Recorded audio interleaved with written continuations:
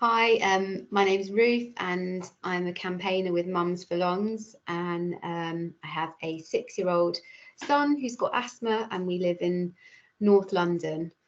And over to you, Rosa. We've got a bit in common with our kids and their breathing issues. And I'm Rosa, I'm in Ealing. I also have a son, he's 5 and he also has asthma. And I also worry about air pollution. I do some campaigning with Mums for Lungs and also some local campaigning here too. And I also have another job. How's Max's asthma been this summer? Yeah, not too bad. I mean, he was unwell at the weekend, which was a shame, like nasty cold and a bad cough and, you know, just a bit of tightness of chest. But luckily he could start school on time, you know, he made it to the first day of school, so that's good, but a shame. How about Lorcan? Oh, I'm sorry to hear that. It's a tricky thing to manage, isn't it? Yeah, Lorcan he's been good since January, which was the last hospital admission that we've had was a long one in January. But yeah, I mean, this little kind of spate of hot weather and its raised air pollution is a bit worrying, but he seems okay so far. But yeah, just looking at the weather forecast today and having seen that it's gone up is a bit like, oh, you know, what do we do? Do we just, I don't really want to stay in for the afternoon when he's back from school, because it's good for your lungs to get some exercise. Also, don't really want to go trekking about with him anywhere where there's lots of traffic when it's like this. Seretide is really good though, isn't it? Has he been on that since January then? Seretide since January. It's really good, I think. But yeah, with this bout of air pollution, it's definitely a cause of anxiety.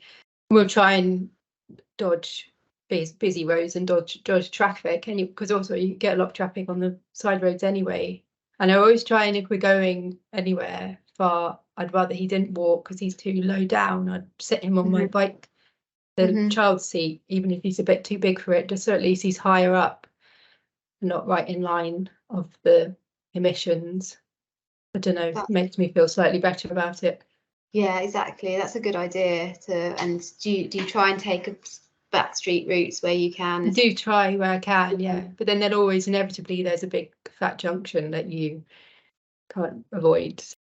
Yeah, it's really hard to get the balance between trying to be a bit practical about it and also trying to sort of not let it, you know, take over everything and sort of, you know, a bit overwhelming. Sometimes when we're waiting to cross the road at a junction and there's like the traffic's all backed up and moving really slowly and the light is taking ages and ages to change and you can really smell it all. And it's like you can feel your like heart going a bit like, oh God, you know, what is he breathing in? So yeah, we try and avoid those junctions. We recently got a Breathe London node. Okay. Just on the end of our, like round the corner, where this road meets like the B road, just outside his school nursery as well. So yeah, now I have real time data. But it's quite interesting because it seems like it peaks like in the middle of the night, partly because I think it's just the way the air just moves and the way it concentrates.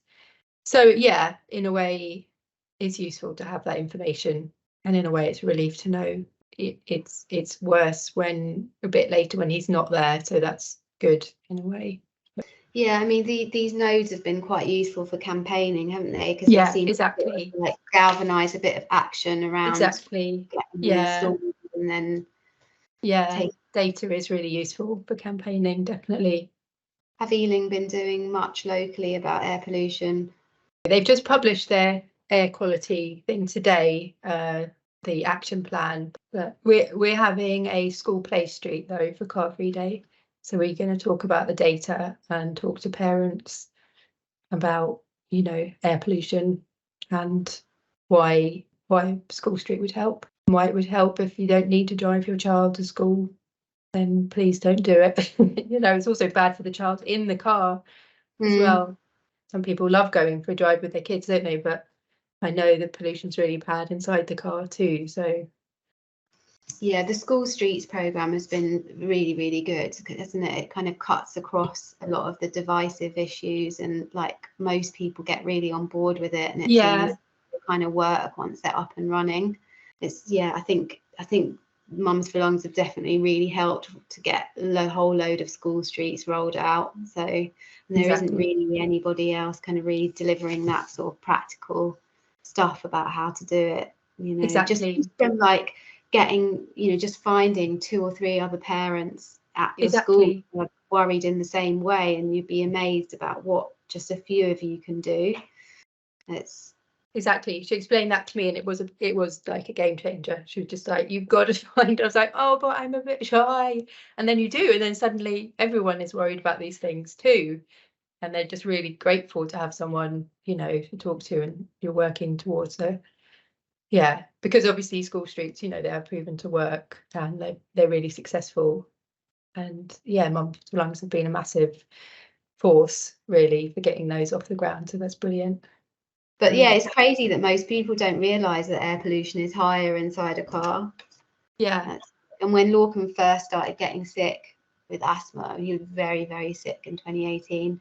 And for a few weeks, I was just taking Ubers around because I thought that was keeping him in a little safe box. But of course it wasn't. So that's interesting. And it's the campaign on wood burning has been brilliant as well. I feel like that is moving forward now. That's really up the agenda. Mums for Lungs have really been pushing that. Via Mums for Lungs, and someone was like, oh, the contribution of wood burning. I was like, burning wood? But that's just natural. How can that make air pollution? It's just wood. And I was like, oh, okay, well, whatever you burn turns into a particle and then you breathe it in. Okay, right. Yeah. Yeah, it's been brilliant. The education, I think, from Mums for Lungs on that.